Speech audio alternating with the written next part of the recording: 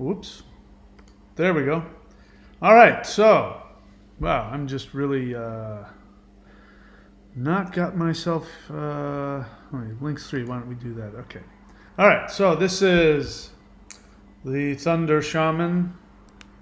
You've been seeing my alter ego, the Shamanator, recently. He's going to be making more appearances, sharing his very unique vision of shamanism and his practice. Today we are going to talk about I'll put that up there, the divine union of masculine and feminine.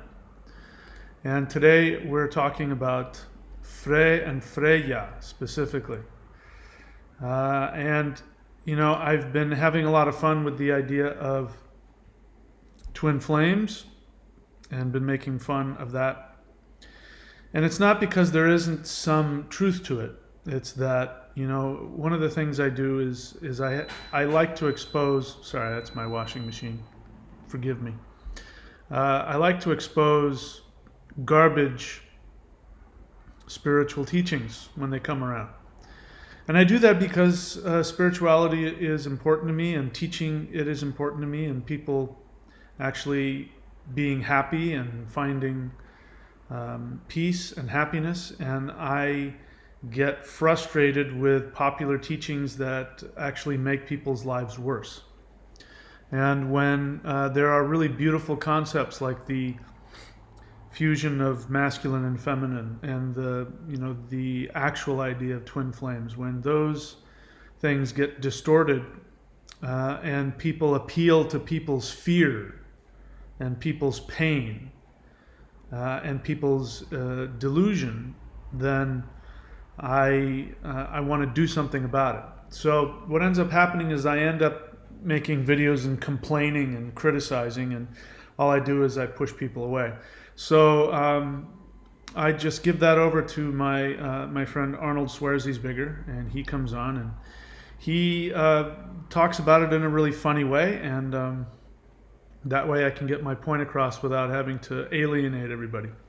So we're going to be talking about Frey and Freya and the divine masculine and feminine in Norse mythology. So before we get into that, we need to actually understand who Frey and Freya are. Now, Frey and Freya are considered to be brother and sister, but they're also referred to at times as husband and wife. And so that creates kind of a strange dynamic. Because in human scenario, if you had a brother and sister who were husband and wife, it would be, would be unacceptable. You'd end up with bad offspring. But in the divine, you can have the divine masculine and feminine who can separate and act as brother and sister, and when they come together they can be fused. And so I'm going to prove to you that Frey and Freya are in fact the same essence. They are just simply the masculine and the feminine of the same essence. And that has to do with their name. So if you're unfamiliar with my work and my channel, then we need to do a little bit of basic review about the religion of my ancestors, I happen to be of Norse ancestry, to the best of my knowledge. My last name is Denny, which means Danish, and it means that there were Viking Norse invaders in England, and the local people would go, "Oh yeah, the Danish guy." So I don't know what his name was. Let's say his name was Thor. So they would go, "Yeah, Thor, the Danish guy," and that ended up being my last name, Denny. And the religion of my ancestors is the same religion that, basically speaking. There were some differences, but it was basically the same religion of all of the Germanic-speaking people before Christianity in Northern Europe. And that includes Franks, that includes the Dutch, that includes the Germans, that includes who else? Scots English, the English. They all worshipped the same deities, and they had the same basic religion. And they share a history with all other Indo-European religions. One of the religions that has a very close connection to the ancient Norse is the Vedic religion. Now, the Vedic religion is the religion of India. It is the indigenous religion there. Now, during the 1700s, people from Europe were traveling all over the place and conquering things, and so they went down to India, and they found the ancient Indian scriptures, the Vedic scriptures, the Vedas, and they started learning Sanskrit, and they came to find out that Sanskrit, the language that the Vedas are written in, is very similar to Latin, to Greek, to even the Germanic languages. There's a lot of similarities. So they made the wrong assumption because they had left their original religion, over a millennia earlier, and so they were completely uneducated about who they were.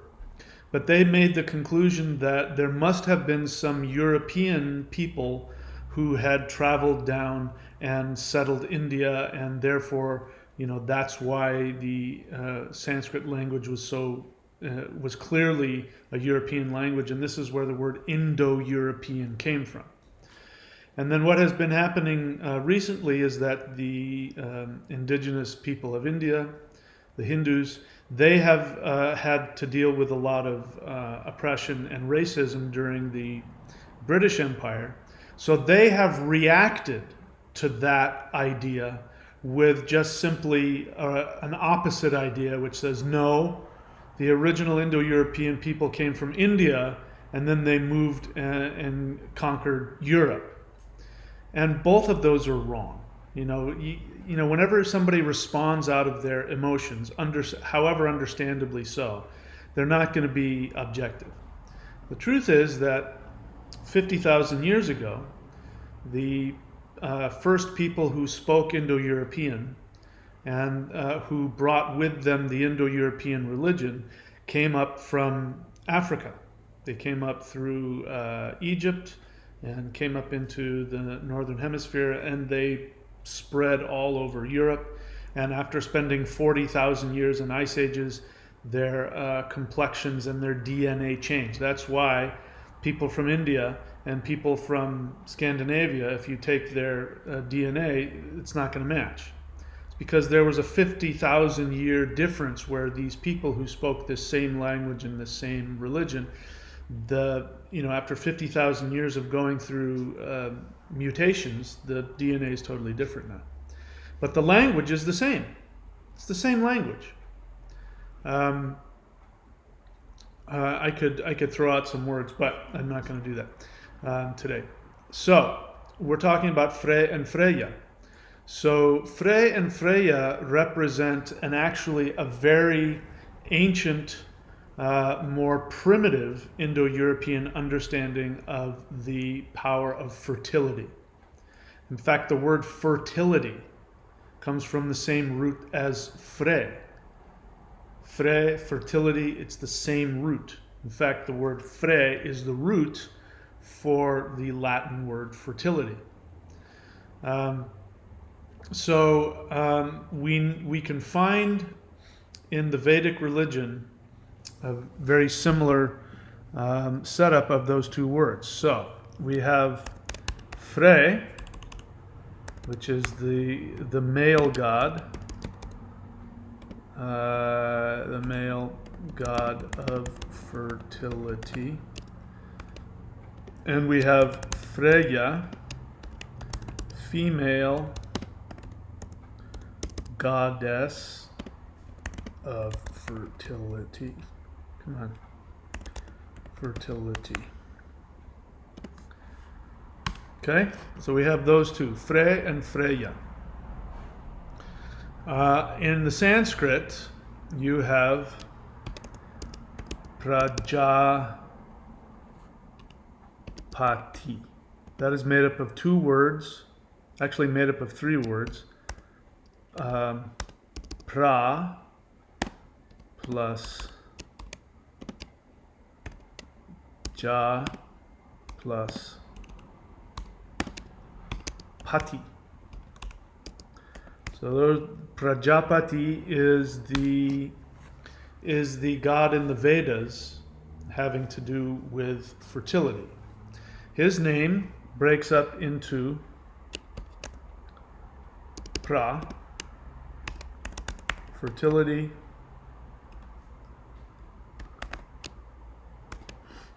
and ja, power of,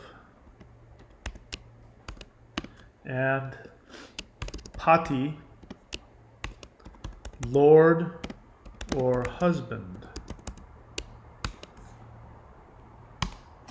So his name, Prajapati, means the husband of the feminine power of fertility. Prajapati is none other than Frey. So what has happened is that the Germanic religion, the pre-Christian Germanic religion, actually shows a more ancient, more primitive, more shamanic version of the original Indo-European religion. And by the time the Vedics had started writing down the Vedas, they had actually become a more sophisticated society.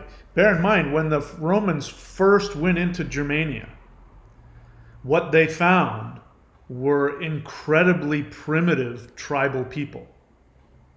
So the ironic thing is that the people who have been running the world for the past, 400 or 500 years, now that of course is changing now, but were 2,000 years ago, were the most primitive people in the known world. And when the Romans got to Germania, Germania wasn't like it is today. It was, and that's just a word that they used to describe the place where all the Germanic tribes lived, Germania, Germania. German, which could be translated as spearman, because they didn't really have fancy weapons, because they didn't have access to a lot of technology. So, metal weapons were, you didn't have a lot of guys running around with swords. You had a lot of tribal guys running around with spears, and they were very good with their spears. In fact, the truth of the matter is when you watch the movies and everybody's fighting with sword and shield in the battlefield, that's not what happened. The majority of the fighting that went on was with spears. And even to this day, if you take somebody who doesn't have any experience with weapons, you put a spear in his hand, and you put him up against somebody who is very well trained with a sword and a shield, the guy with the spear will win every time. It's a far superior weapon. So they were called spearmen, German. That's one possibility. When the Romans got there, it was a jungle. It was basically swamp and thick forest. There was a lot of, water everywhere. Everything has changed since then. So that's one of the reasons the Romans didn't conquer Germania, is because they couldn't bring their armies into the swampy, thick jungle forest of that time. So what that tells you is that because of that, they didn't have a lot of interaction with the more sophisticated societies. Of course, there were warriors that would go out and seek their glory, and they would become mercenaries. And of course, they'd seen Rome and Athens and those kinds of places like that, and they'd come back with stories about that. But for the most part, they were very primitive. So their religion is going to represent a primitive aspect of the original Indo-European religion. So That's why they still worship the god of fertility and the goddess of fertility, and they were seen as brother and sister, because Frey is the Germanic pronunciation. If you take the original Indo-European word of Germanic, I'll write this down. Germanic pronunciation, and then you have the Vedic, which is pra, Vedic pronunciation. If you just simply take the word pra and pronounce it with what would have been by then, remember, 50,000 years. You have Indo-Europeans who have just been blocked off by mile-high sheets of ice and living in this isolated thing for 50,000 years. They've come up with their own pronunciation of the Indo-European language. It's the same language, they're just pronouncing it differently. So instead of saying pra, they say Frey. It's the same thing. Frey, pra, Frey, pra. Now you have the feminine power of pra, which is pra ja. Power of pra. Praja. You take that word and you pronounce it with a Germanic accent, and praja becomes Freya. Freya, Freya. That's you've seen both, Freya and Freya. That's why it's Freya. And this is what bothers me with people who want to say that Freya and Frigga are the same goddess. And on the one hand, I understand, because you only know what you know. And if you haven't, the only reason I know this is because I've actually spent time learning Vedic mantra and Vedic seed sounds, and because I had some teachers who were very knowledgeable, they told me what Prajapati means. And then it was very, very easy. You go back and you look at the Germanic and it's very clear. But Freya and Frigga are not the same goddess. Frigga is the Germanic pronunciation of the Sanskrit Priya. Priya, Frigga. So you gotta think, and you gotta educate. That's why it's really important to have some education in multiple Indo-European spiritualities and languages. Otherwise, you can't understand your own, right? All right, so there you go. All right, so I appreciate. I can see here people are coming up. I will answer questions. This is a question and answer. So I'm really only interested in your question and answers. I know you want to make a discussion out of this. I don't. The reason for that is that I don't want to scroll through people's opinions or hello, or when the questions come, I'd like for you to ask a question, and you just simply write the word question and then ask your well thought out question, and I'll answer it. You have opinions? That's great. You can present those on your channel if you like. All right. So Frey and Freya are simply the two powers of fertility, and we see them split apart. If they were together, we would just call them, I don't know what we'd call them, pra or praja. And so the Vedics put all of this together. You had pra and praja, and you put it into one god, which they called Prajapati, which was the husband of the feminine power of fertility.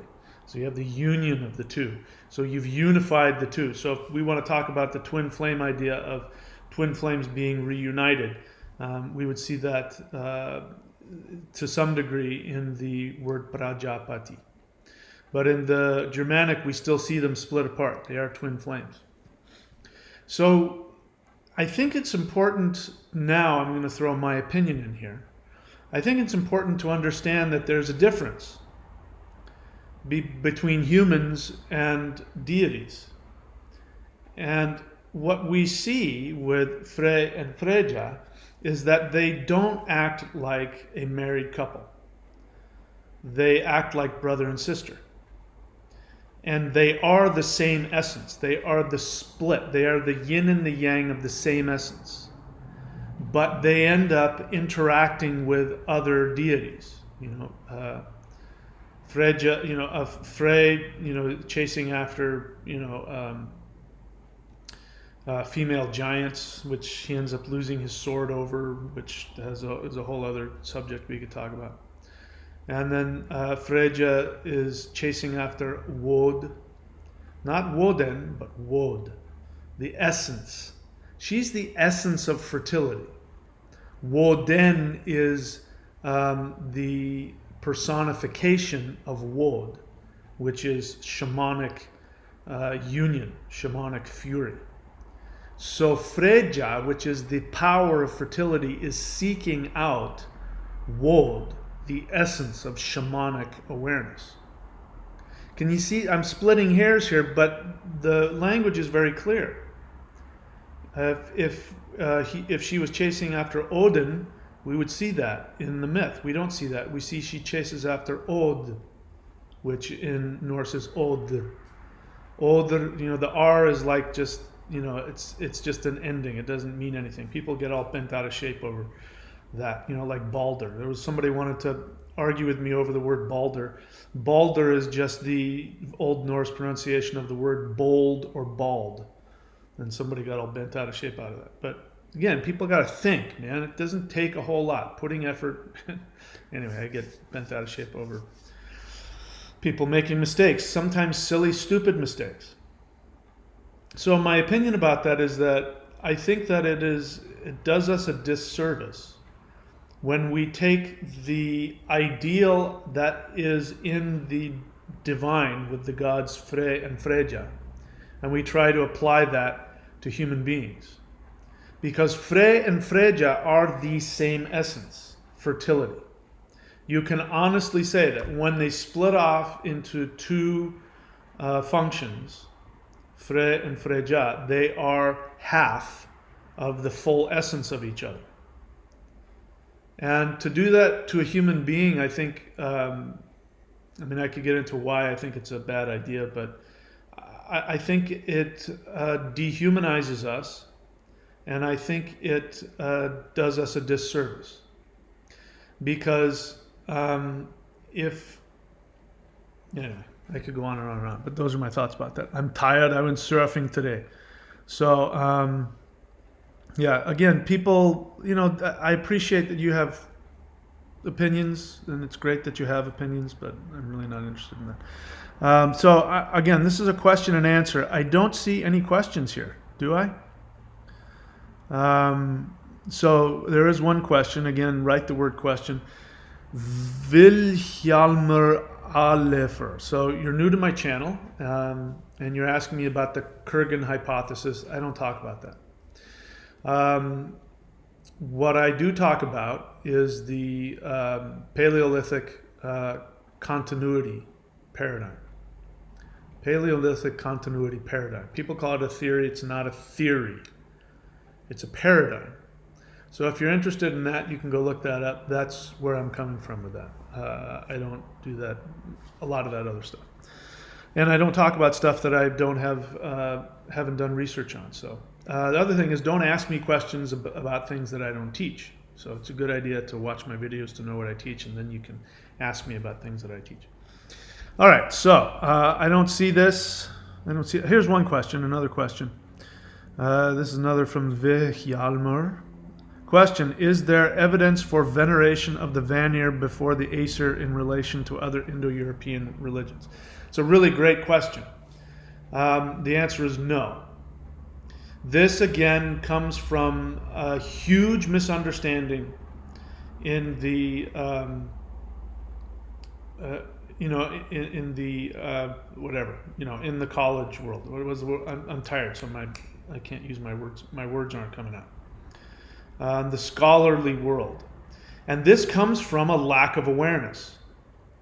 The scholarly understanding doesn't take into account the wealth of knowledge that you will find in the Vedic religion. The Vedic religion is the only Indo-European religion that has been practiced uninterruptedly since before history.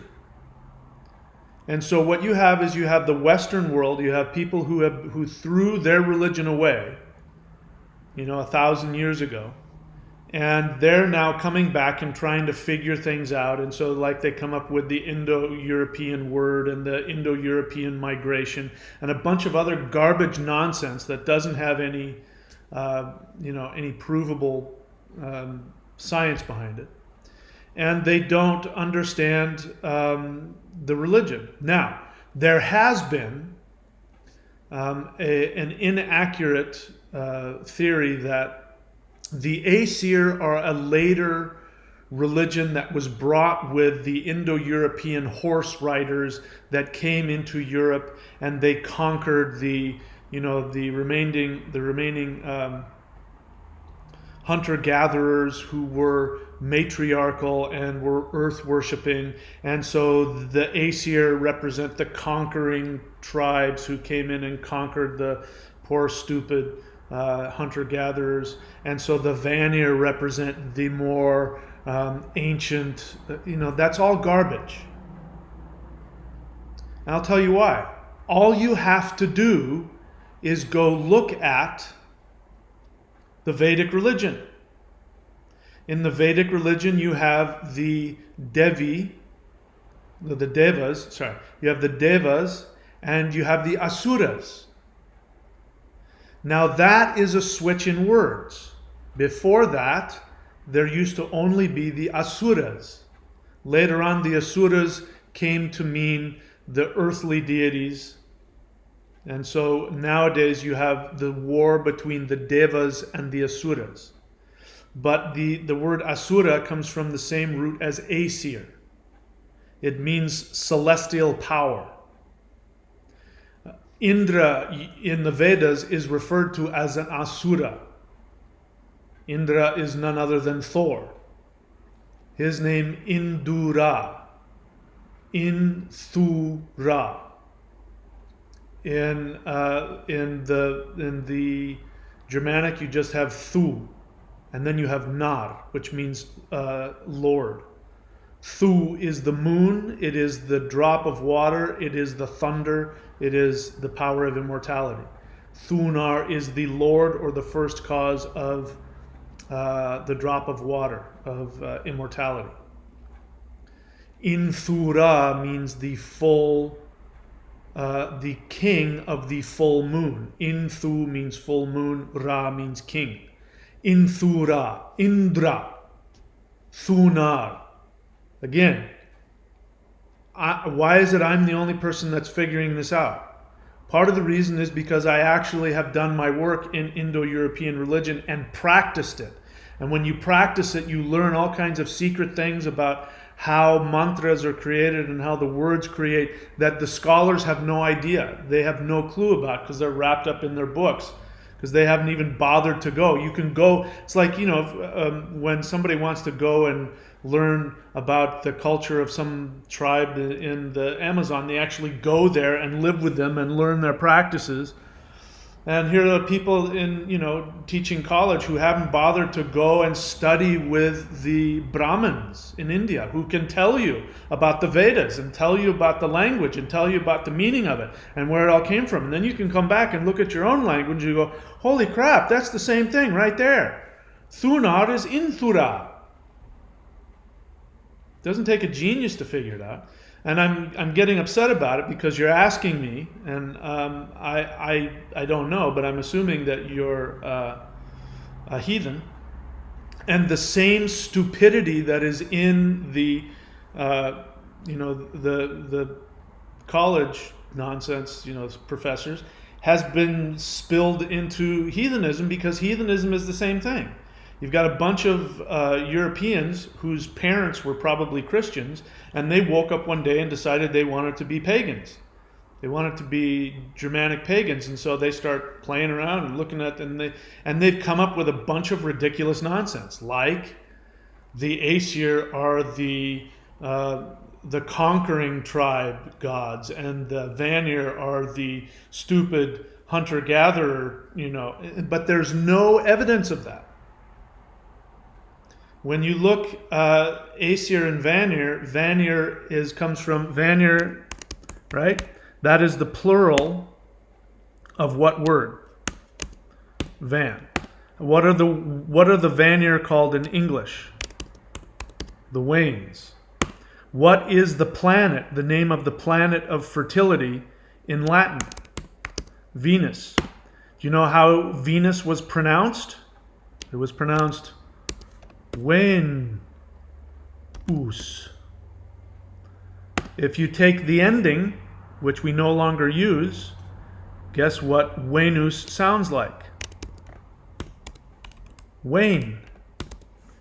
It's the same word. It means that there was no separation, that the Vanir and the Aesir are the Asuras and the Devas. It's the same mythology. We're talking about the war between the gods of fertility and the gods of timeless perfection. And the reason why they war is because the gods in Asgard, the fortress of the celestial gods, Osgard, they have a fortress because they don't want to be tainted by time. The Vanir live in time. They live with fertility and magic. They live in time. That's why they are the elder gods. Do you understand? I talk about this all the time. It bothers me. It bothers me that people are uneducated. It's not their fault. They only know what they know. So, to answer your question, no. There is no evidence. It's all conjecture, and it's coming from people's ignorance and stupidity, and they're conjecturing about stuff they know nothing about. And so they come to wrong conclusions. Dean Nevins, question. I know that you teach that Freya and Lakshmi are both Venus deities. Is Lakshmi the Vedic evolution of Freya? No. She's not the Vedic evolution. Because, if you go back far enough in time, she's Praja. So, you could say that because the Hindu religion has a lot of things that aren't the same as the Vedic religion, and so you could say the Hindu religion is the evolution of the Vedic religion. I say in my first book, by the way, all these links are here. If you guys actually want to get educated, go to courses.thunderwizard.com, and I have books you can read, and you can read about all this, and you can get educated. And Dean is one of those people. He's read my books. You could say that. But what I say in the book is that if our ancestors had not thrown their religion away, the Germanic religion that we now see in Norse mythology, that religion would have evolved as well. And I'm going to share with you something that's really interesting. Again, so I showed you that Thunar is Indra. It's the same deity. One is a lunar aspect. It means that our ancestors worship Thunar, which means they worship just the lunar aspect of the lightning god. But the Vedics worship the solar aspect of the lightning god because they called him Inthura, which means the full moon. So the full moon means that the light of the sun is shining upon it. And actually Indra is the sun and the moon and Jupiter. He is all of those planets in one. I forgot what I was saying. It was something really important. I forgot what it was now. I'm so tired from surfing. So anyway, I don't remember what I was saying. So Freya and Lakshmi, is Lakshmi the Vedic evolution of Freya? I can't say no to that. It's more like, again, if we look at Thunar and Indra, Thunar is more of a lunar essence of the thunder, and Indra is has a more solar aspect to it. Indra is the king. He is the conquering king. He was the main god of the Vedics. Most of the Vedas are to Indra. Thunar, at least by the time, by the time Christianity came around, Thunar is sort of like neck and neck with Odin, but he's Odin's son, so he's kind of secondary to Odin, to Woden. But I believe that Lakshmi, if we look at it, Lakshmi has more of an earth aspect. So if we just look at the word Lakshmi, the first letter of La is the seed sound for manifestation on the earth. Lam. So just by looking at the word, I would say that Lakshmi has more of an earth, maybe more of a Taurus aspect to it. It's not pure Venus, there's earth in there as well.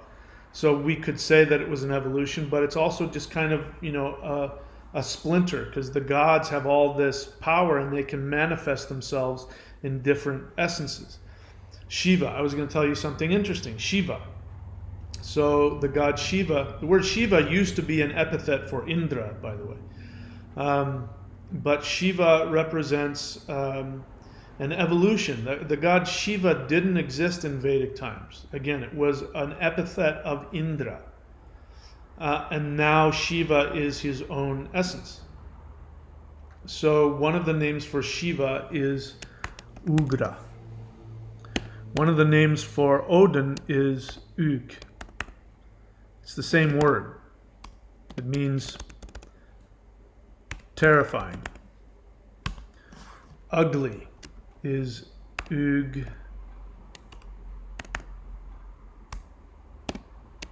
Liche. Ugly. Ugliche. It's the adverb. It's the adverb for being terrifying. Somebody that is terrifying like. It's all in our language. Ugliche would have been the Old English version of ugly. Ugliche. And when you hear people like hillbillies talk the way that working class English people talked in the 1600s. So they have a lot of older things that are closer to Old English, because when you get to people who are working class, they tend to hold on to older language. And so they say things like, come over here quick like, do it quick like. They're using an adverb. They're saying quickly. He's real smart like. They put that on the end. They're using it the same way because like is liche. Like, L-I-K-E, is liche. Ugliche. Uglak. Anyway, I have a fun time with language. All right, I don't see any more questions here at the moment. So, as I say here, I've got some criticisms about the modern understanding of the twin flame thing, but I've decided now I'm going to turn over all of my pet peeves to my alter ego, Arnold Schwarzenegger. And so he's already come on and talked about it. So he's going to explain to you from his perspective what the twin flame, what the truth about the twin flame phenomenon is. So after he gives his little spiel there, I'll come back and see if there's any more questions. Hey, this is Arnold Schwarzenegger. I'm the Shaman Eider. Today we're going to talk about twin flame. Come on, watch it. Don't be a girly man. Okay, so today we're going to talk about twin flame. What is a twin flame? Well, twin flame is when a soul is born into the universe and it's very powerful. And what ends up happening is that because it is such a powerful soul, it splits into two. One is the divine masculine and the other is the divine feminine. And what ends up happening is that these two have souls. They're very powerful, very spiritual. They come down and they become incarnated into the world of humans when they go around and they're saying to themselves, hey, what's going on here? I'm only half a person. I am very powerful, very spiritual, but I can feel the other half of me is somewhere around here. And I'm saying, hey, other half, where are you? Come on over here. We gotta get some spiritual work done together. So lots of times what's happening is that you're spending much of your life seeking to bring reunion for yourself and your twin flame. Now, there's something that you need to understand about twin flame, is that there are these kinds of twin flames that are called girly men. So what happens is, if you are, let's say you are divine feminine in essence and you are born as a woman, then you are a girly girl. And if you are born like me, you are divine masculine in a very masculine body, then you are just 100% masculine, and I am a manly man, right? I am the Shaman Eider. But then there's this other whole group of people that are called girly men. And here's what happens when to become a girly man. Let's say you are divine feminine, but you are born in a masculine body. That makes you a girly man, right? What happens if you are divine masculine, but you are born in a woman's body? That also makes you a girly man. Now, there's nothing wrong with that. In fact, I'm always saying nowadays, it's good to be a girly man, except in the beginning of the video, I say don't be a girly man. But I'm just doing that to joke. Come on, laugh at me. So, what are you gonna do with your twin flame? And you need to reunite. Well, first thing you're gonna do is you're gonna become very spiritual. You're gonna start meditating, and you're gonna get lots of peace and serenity. Like me, I'm full of peace and serenity right now. What's wrong with you? Why can't you see that? And you're gonna do all kinds of spiritual things so that you can become totally woke, man. You're gonna become woke to your spiritual essence. You're gonna feel your spirit is pumped. That's what it is to be the Shaman Eider. That's me. I'm pumped all the time. I am pumped in the spirit all the time. So I'm gonna tell you what you gotta do if you want to get reunited with your other half. You're going to walk up to that person, because when you see them, you're going to know, you're going to feel it. Oh, mein Gott in Himmel, look at you. I can feel that you are my other half. And they're going to say, what are you talking about? Why are you climbing inside my space like this? You're going to say, hey, shut up you. You're my other half. Stop screwing around. What's wrong with you? Reunite with me. And they're going to say, yeah, I see that now. You are my other half. Thank you for being so forceful about it and telling me about it. Thank you for stalking me on social media like the Facebook and on the Twitter and the Instagram. And thank you for calling me at all hours of the night. Now I am seeing the truth. I am woke now. And I am truly awoken to my spiritual self. And I'm going to reunite with you right here on the street in front of everybody. Screw them. I don't care if they like it, because we are twin flame. Now, that's what you're going to do. But I got to tell you something. If you really want to understand this twin flame thing, understand the union of divine masculine and feminine, I'm going to tell you exactly what you're going to do. And you're going to hear me now, and you're going to do it now. That is, you're going to go to thunderwizard.com. When you go there, you're going to scroll down on the right side of the page, and you're going to see divine union of masculine and feminine. And you're going to subscribe. Why? Because I'm telling you to do so. I'm the Shaman Eider. Don't argue with me. It's bad for your spiritual growth. And then you are saying to yourself, when am I going to have the reunion of my twin flame? Or you're going to say, hey, Shaman Eider, I found my twin flame, but I want to know, is he really my twin flame or not? So you're going to go to loveastrology.thunderwizard.com, and I'm telling you, you're going to get a love reading from that guy. Because that guy, he's the true Shaman Eider, that Thunder Wizard guy. He taught me everything. In fact, I completely mold myself after him. He taught me how to work out. He taught me how to meditate and be spiritually calm. He told me how to point out flaws in other people. You gotta see this guy. He's really something. So you're going to go to his thunderwizard.com YouTube channel, and you're going to subscribe there too. And you're going to get onto the live question and answer. And he's going to say, what's wrong with you? How come you're asking such a stupid question? And then he's going to tell you the truth about your soul. It's going to be amazing. I'm telling you, this guy, Thunder Wizard, you got to follow him. So that's it for me today, talking about the twin flame. And I feel so much better, and I feel so much calm, and I feel love flowing through me. And you feel my love too, or I'm gonna smash you like a bug. All right, that's it for me, the Shamanator. I'm Arnold swears he's bigger. On next time, we're gonna talk about how you want to walk up to a woman and you're gonna make her your own. Yeah, that's what we're gonna talk about next time. All right, that's it for me. See you later.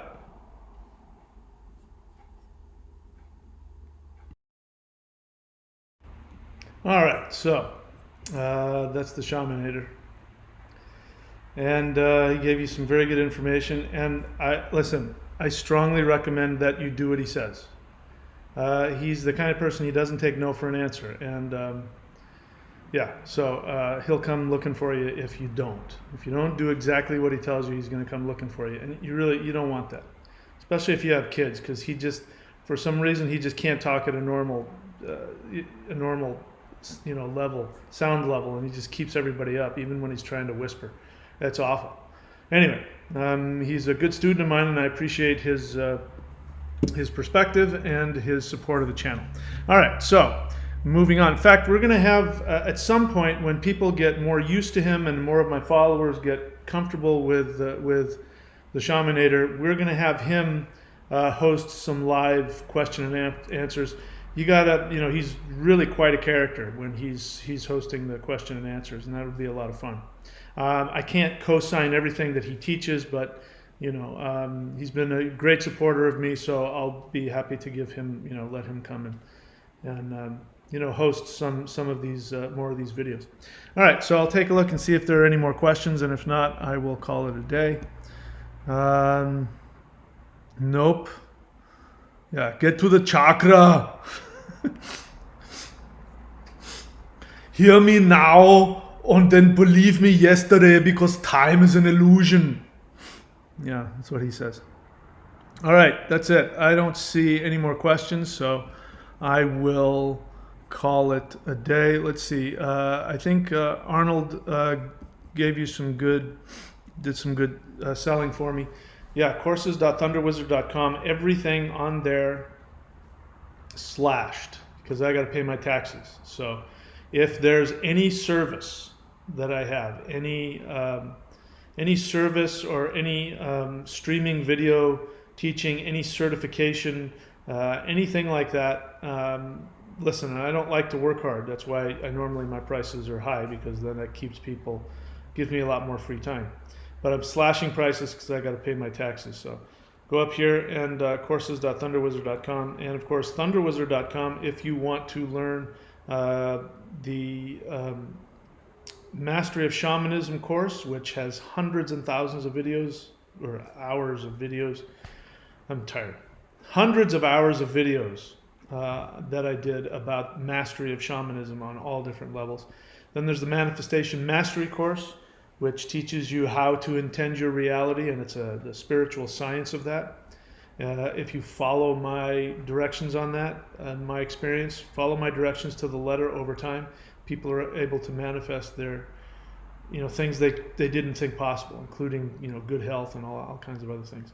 And then we have this new divine union of masculine and feminine. We're going to really start getting into the deep powers of divine masculine and feminine. In fact, this is going to be one of two videos. The second one, I'm going to teach a meditation about this concept where you can fuse the power of masculine and feminine within yourself. So I'll teach that. I'll upload that later, but that will only be on the subscription video, but we'll take the idea of Frey and Freya a little farther in that. So for that, you can go to thunderwizard.com, scroll down to, as Arnold said, divine union of masculine and feminine. All right, let's see if there are any questions. So John Katowski, if you have a question, you write the word question, because if there's a bunch of other people on here and they're typing their opinion and I don't see question, I'm going to pass you by. And that's sad, because a lot of people's questions don't get answered. So looks like you have a question. Let me see.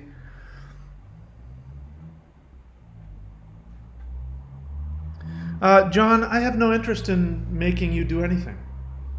If this is a test, if you can identify a rule that I show you and tell me what you think it is, no.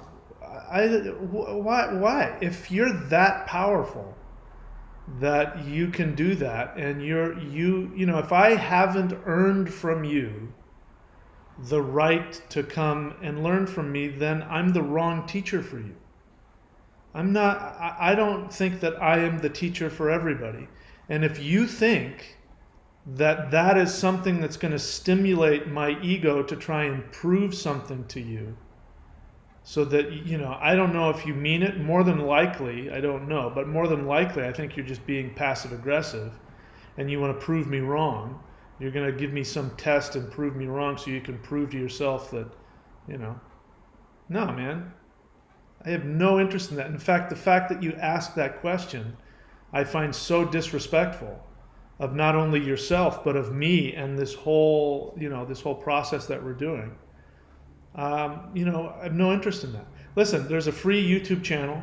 We've got over 750 videos on it. I have all kinds of teachings, including this one, brand new, for free. All kinds of meditations, all kinds of stuff.